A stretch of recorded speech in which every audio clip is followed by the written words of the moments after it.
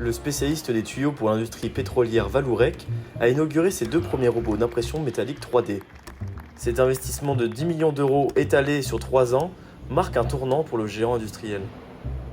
Les 2 robots qui sont arrivés au Aulnoy-Aymeries depuis 2-3 mois sont amenés à faire des pièces métalliques de grande dimension pour l'industrie pétrolière, gazière, mais aussi pour d'autres secteurs. Donc on peut aller vers le maritime, le nucléaire, le ferroviaire ou l'automobile. L'idée étant de venir imprimer en 3 dimensions au kilomètre. On vient déposer de la quantité de matière graduellement, couche par couche, pour construire une pièce pour son utilisation finale. On va chercher des pièces entre 50 kg et jusqu'à 1 tonne en poids, avec des complexités géométriques plus ou moins importantes ou des complexités de matière avec des aciers assez classiques ou des inoxydables, voire des matières fortement alliées.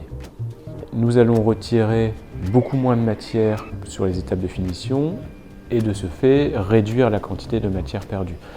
Donc globalement, on estime à environ 30 à 40% la matière économisée et de ce fait une réduction de l'impact CO2 émise par la pièce.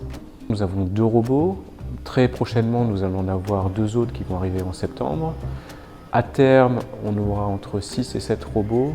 Donc c'est une opportunité alors, de développer une nouvelle activité, de développer des nouvelles compétences, de s'ouvrir aussi en dehors de nos marchés classiques qui étaient le marché pétrolier gazier.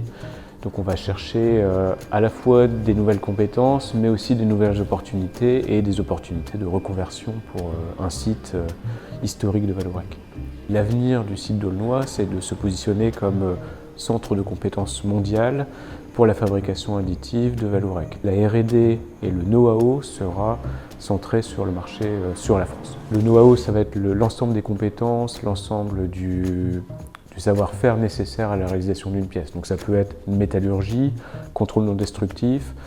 On va avoir des experts notamment aussi du côté usinage, sachant que la fabrication additive n'est pas uniquement d'imprimer, il y a beaucoup plus.